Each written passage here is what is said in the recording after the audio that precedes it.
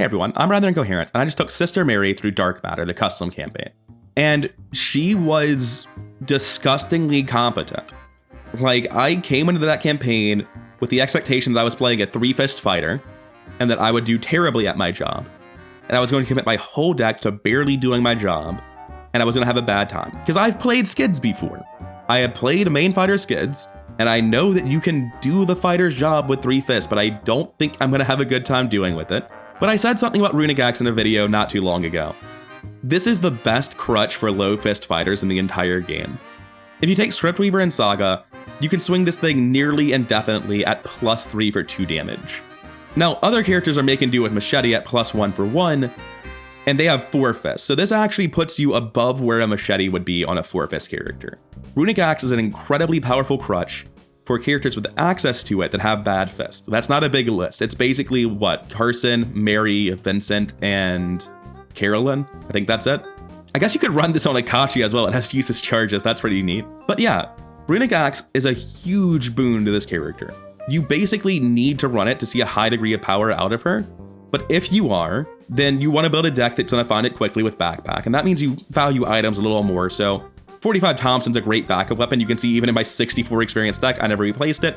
You need that +2 to hit. You get to swing 5 times with it before you find something else. It works with a Backpack. I'm also running Brand of Gathagas because they're one of the few weapons you can hold with the Runic Axe in case you do start bottoming out on charges. And as I was playing with Ancient Power, I did want backup weapons, which is why I have Brands of Gathaga. It's why I have Spectral Razors. Well, they're also just both insane cards and fighters, and if you can run them, you should. But it's a great bit of synergy that Ancient Power has with those cards. And I do need to mention, Ancient Power is insane. Being able to just fire this Runic Axe as a lightning gun with double Scriptweaver for accuracy and power on both of them, swing at +5 for 3 is great. What's even better is swinging at +7 for 4.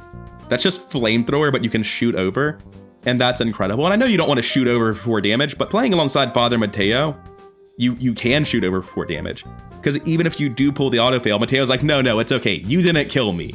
God has our back. So generally, I would say that the ability to shoot over for 4 is not actually good.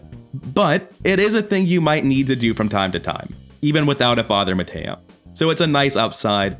The main thing is this turns it into Lightning Gun. It lets you shoot for 4 at all.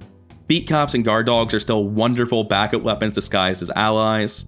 Hallowed Mirror is just a great bit of security for your team. Make sure everyone feels nice and safe. You're searching with Backpack anyway, may as well. I got 3 Fist. I know I'm running Runic Axe, but if I miss Runic Axe, I need this Ace of Swords for whatever I'm using. So that's why Ace of Swords is here. But on the whole, this deck is fully committed to doing everything in its power to fight correctly. After that, sure, team utility. Guts 3, Ward of Protection 2, Stand Together 3. I'm not capitalizing on Blessed. As Sister Mary, the moment you put a Blessed card in your deck, you've made a mistake. I know this sounds like heresy. Let me explain. I am a 3-fist fighter.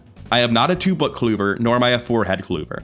I know I have access to Mystic 2, but I promise you I've done this before. If you slap Rite of Seeking 2 and 6th Sense on this character, you can't find clues for shit.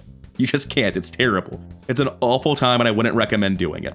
For this character to do a job in a team and do it successfully, they have to commit to using all of their powerful blue cards like Beat Cops and Ace of Swords to make themselves into a functional fighter. And if you're doing that, there's just not room for inefficient Blessed Synergy cards in your deck. The point of Sister Mary is that because blue cards are so good at fist-based fighting, you get away with having 3 fists, and then just by being there, you put Blessed tokens in the back. So many, in fact, that you single-handedly enable any other Blessed Synergy to take hold. In my case, I had Father Mateo with me. He was running Favor of the Sun, Ancient Covenant, Jacob Morrison. He was capitalizing on the Blessed tokens. My job isn't to use them, it's to put them there. And that's actually reinforced in the character. There is nothing on Sister Mary that makes her better at using the Blessed tokens.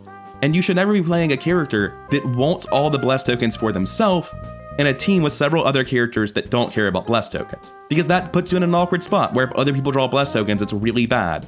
But with Sister Mary, it's not a big deal if you draw the Blessed tokens because you're the reason they're there in the first place. And the other person's the one trying to get them, and they're using Favor of the Sun to take them out of the bag for future use anyway. I really do think the best way to play Mary is to commit to being the best possible fighter you can, and just let someone else capitalize on what you're bringing to the table. And this is how I would start that deck off. I would still be running 45 Thompsons and Runic Axes. I would be getting Ace of Swords and Brand of Gathaga with my starting experience right in the thick of it.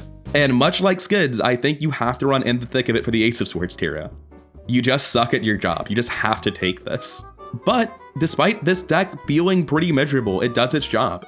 I fought successfully for a couple of scenarios on pretty much this. You really do want to get Saga as fast as you possibly can.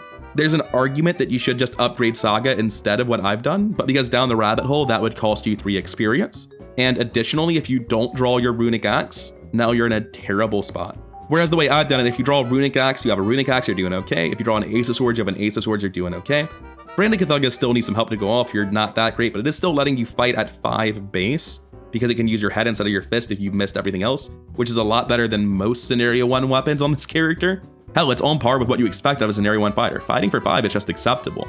Losing an action afterwards won't succeed by 0 is not, but we're a 3-fist fighter, we gotta take bad options sometimes. On the whole though, I was really happy with how Sister Mary performed, and I can confidently say that I am not putting her at the bottom of my tier list anymore. Don't get me wrong though, it's absolutely possible for her to fall. I need to replay all these characters I have at the very bottom. And by replay, I mean, except for Marie, play for the first time.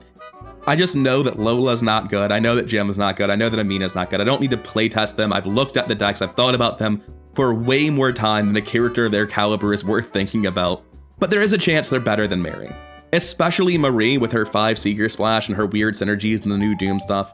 But I legitimately think that Sister Mary is going to be a better character throughout a campaign than any of these will. Especially Amina. Lola might beat her. Marie might. I don't think Jim will. I know Amina won't. Anyways, that's it for now. This has been a story about how Sister Mary is a surprisingly competent fighter, as long as she has Runic Axe to crutch on. And while you're too busy making yourself a good fighter to capitalize on Bless yourself, you should be playing her along somebody who wants to capitalize on it for you. Oh, and something I forgot to mention in the Father Mateo review that just went live.